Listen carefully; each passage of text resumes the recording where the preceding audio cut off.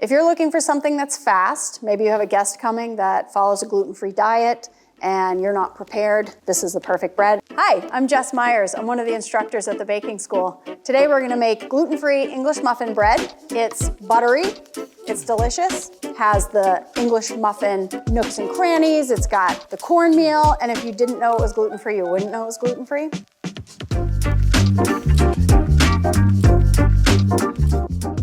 Okay, first things first, we're gonna grease and cornmeal that pan. A little spritz, some nice generous cornmeal. Get up the sides, I like to go all the way up the sides. So there we go. Next step, we're gonna heat our milk and our water and our butter. I need 284 grams of milk. It's going right in my pot here. Next is 57 grams of water. And then my 28 grams of butter right in my pot. And I'm gonna pop it on the stove and heat it up. I don't want it too hot. The butter will be melted. It should have no simmer whatsoever. So when you start to see the butter melt, that would be a good time to check. Make sure you don't overheat it. If I'm using a thermometer, 120, 130 range. If I'm not using a thermometer, it should feel uncomfortable to my finger. Here we go. I'm gonna put some dry ingredients in the bowl. I need 360 grams of my bread flour. This is my base. And it goes. Up next is gonna be my sugar. I need some yeast. We need nooks and crannies, so in goes the yeast. Some salt and some baking soda. Give that a good mix. Butter's nice and melted. I'm gonna pour and mix. And I'm gonna mix like I mean it. There we go. Oh yeah. Yep, getting thick, thoroughly mixed. Ready with the egg. And we're gonna get that mixed. Egg goes in after, so we don't cook it. I just added my liquid that was right in the range of 120 to 130. And if my hot liquid gets poured on my raw egg, I could have scrambled eggs in there.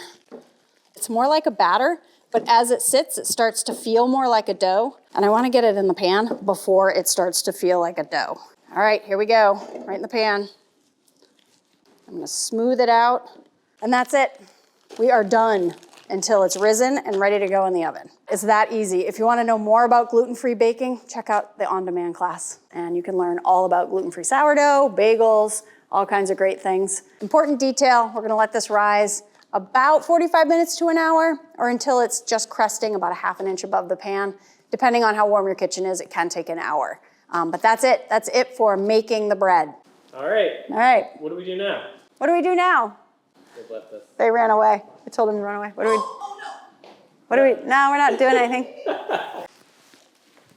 It's been about an hour. Let's check in, see how it's doing. Looking for it to rise about a half, 3/4 of an inch above the pan. Looks really good. Gonna brush it with some butter. Butter makes everything better. I'm a little generous, that's okay.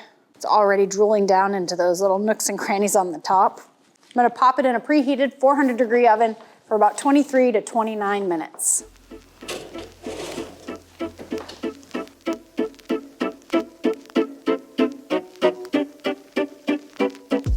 Here we have it, our fully cooled, fully baked loaf. Looks delicious, smells delicious, but it's really important to let it cool because it can be a little sticky in there when it's still warm.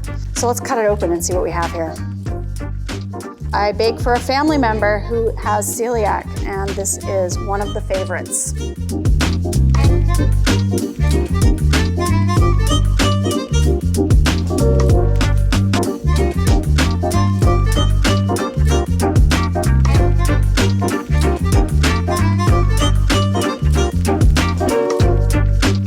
I guess I gotta eat it too. Here we go. This is the toughest part of my job. It's a little softer than an English muffin, but at the same time, you still get that crunch on the edge. Yum. So this was the gluten-free English muffin toasting bread. Recipe's in the description. Thanks for baking with me today.